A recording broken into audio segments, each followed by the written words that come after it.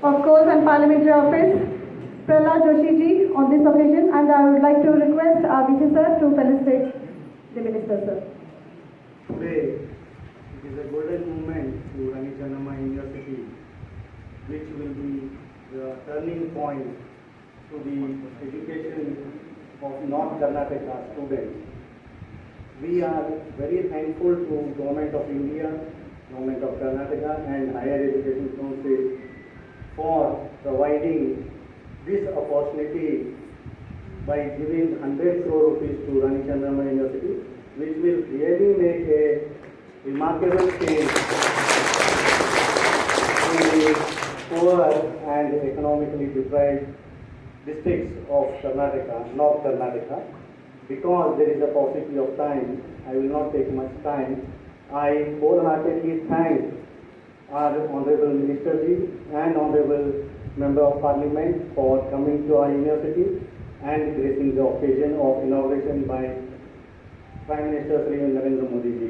Thank you one and all. Sir, now I would like to request Mangala Madam to speak on the occasion. Thank you. ನಿಜವಾಗಿ ಬಹಳ ಸಂತೋಷದ ದಿವಸ. ಯಾಕಂದ್ರೆ ನಮ್ಮ ನೆಚ್ಚಿನ ಪ್ರಧಾನಮಂತ್ರಿ ನರೇಂದ್ರ ಮೋದಿಜಿ ಅವರು PM ಉಷಾ ಯೋಜನೆ ಅಡಿಯಲ್ಲಿ ಬರುವ multi dispensary education and research university ಮೇರು ಉಪ ಯೋಜನೆಯಡಿ 100 ಕೋಟಿ ಅನುದಾನವನ್ನು ಮಾಡಿದ್ದಾರೆ. ಬೆಳಗಾವಿ ರಾಣಿ ಚೆನ್ನಮ್ಮ ವಿಶ್ವವಿದ್ಯಾಲಯಕ್ಕೆ ಇದು ಕೇಂದ್ರದ ಸಚಿವರಾದ ಮಾನ್ಯ ಶ್ರೀ ಧರ್ಮೇಂದ್ರ ಪ್ರಧಾನ್ ಅವರು ಹಾಗೂ ಮೋದಿಜಿ ಅವರು बोलो भारत माता की जय। 100 ಕೋಟಿ ರೂಪಾಯಿ ಸಿಕ್ಕಾಗಿತ್ತು बोलो भारत माता की जय। ಇವತ್ತಿನ ರಾಣಿ ಚೆನ್ನಮ್ಮ ವಿಶ್ವವಿದ್ಯಾಲಯದ MERU multi education research university ರಾಷ್ಟ್ರೀಯ ಉಚ್ಚ ಶಿಕ್ಷಾ ಅಭಿಯಾನದಲ್ಲಿ ರಾಜ್ಯದ ವಿವಿಧ ಯೂನಿವರ್ಸಿಟಿಗಳಿಗೆ ದುಡ್ಡು ಫಂಡಿಂಗ್ ಆಗಿರುವಂತಹ ಈ ಸಂದರ್ಭದಲ್ಲಿ ದೇಶಾದ್ಯಂತ ಪ್ರಧಾನಮಂತ್ರಿಗಳು ಇದನ್ನು ಬಿಡುಗಡೆ ಮಾಡಿ ಎಲ್ಲ ವಿದ್ಯಾರ್ಥಿಗಳನ್ನ ಮತ್ತು ಶಿಕ್ಷಕರನ್ನ ಉದ್ದೇಶಿಸಿ ಮಾತನಾಡ್ತಾ ಇದ್ದಾರೆ. ಈ ಕಾರ್ಯಕ್ರಮಕ್ಕೆ ನನಗೆ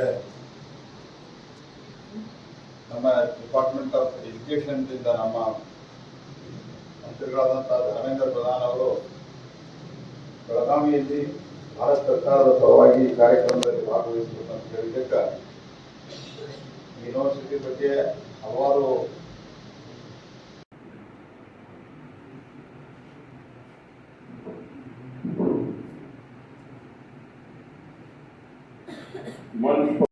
पूर्व मंत्रियों, पूर्व भाइयों बहनों, प्रशासन के हमारे सभी सहयोगियों, कॉलेज भगवती नगर तथा जम्मू कश्मीर के 280 ब्लॉकों, सभी नगर पंचायतों और नगर पालिकाओं से जुड़े समय से पहाड़ी भाइयों की मांग थी उन्हें और यहाँ मिला दी जाए। अनुसूचित जनजाति के भाई हैं, चाहे गुजर हो बकरवाल हो, सभी योजनाओं का लाभ लेकर के पहुंची। इस जन आंदोलन में जम्मू कश्मीर देश में श्रेष्ठ प्रदर्शन करने वाले राज्यों में शामिल हुआ। साथ ही औद्योगिक विकास की गति भी जम्मू कश्मीर में तेज हो गई। 90,000 करोड़ से ज्यादा के प्रस्ताव आज जम्मू कश्मीर में निवेश के मिले। देखा और कभी ना हुआ। हम ये कैसे भूल सकते हैं कि प्रधानमंत्री बनने के बाद जो आपका सबसे पहला प्रमुख कार्यक्रम था, के बाद जब यह एक भीषण बाढ़ आई तो आपने अपनी पहली दीपावली कहीं और मनाने के बजाय बाढ़ पीड़ितों के बीच में बिताने का फैसला किया। इसी स्थान पर हमें संबोधित किया था और इसलिए जब आपकी इस संकल्प से सिद्धि के हम लाभार्थी हैं तो हमें भी आपको यह आश्वासन देना है कि हम आपके नेतृत्व की होने को तैयार है ताकि सन 2047 में सन 2047 में जब आजाद हिंदुस्तान अपनी 100वीं सालगिरह मनाएगा और आपके सपनों के विकसित भारत का शताब्दी उत्सव मनाया जाएगा, तो जम्मू कश्मीर उस शताब्दी भारत के मुकुटमणि की तरह दूर से जगमगाता हुआ दिखाई देगा। इसी कामना के साथ प्रधानमंत्री जी पुनः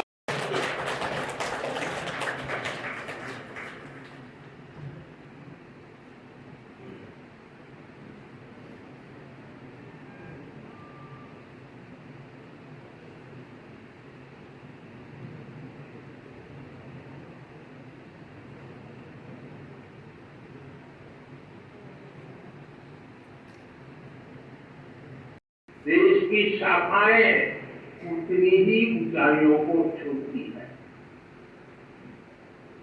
और इसलिए भविष्य के लिए भी यूनिवर्सिटी और देश के संकल्पों में एक रूपता होनी चाहिए, इंटरकनेक्शन होना चाहिए। भारत प्राचीन काल से ही शिक्षा का केंद्र रहा है।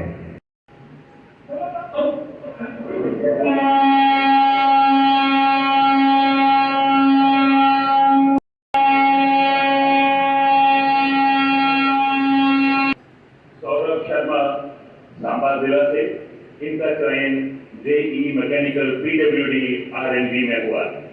सौरभ शर्मा।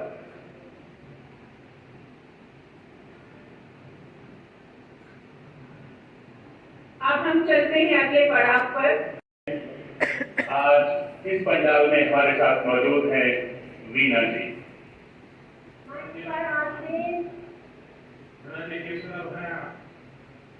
हाँ, देखा देख लिया। हाँ मीणा जी नमस्ते। और क्या लाभ मिला है आपको? धन्यवाद। मेरे परिवार में आयुष्मान कार्ड का देख कर जिसका बना हुआ है, राम जीवन से अभी ऐसी लोगों को नहीं आई है, किंतु पूरी आश्वस्त हूँ कि कभी भी कोई अगर आपदा आन पड़े तो मेरे मंत्री महोदय ने, मेरे प्रधानमंत्री जी ने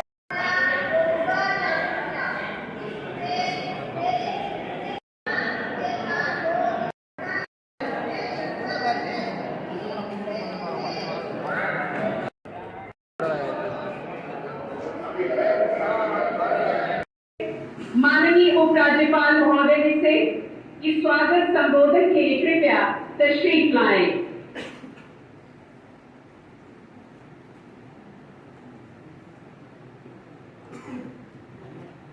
पहुंचना मेरे जैसे आम इंसान के लिए बहुत बड़ी बात है, क्योंकि as a female living in rural area, एक रूरल करना मुश्किल ही नहीं बल्कि नामुमकिन भी था।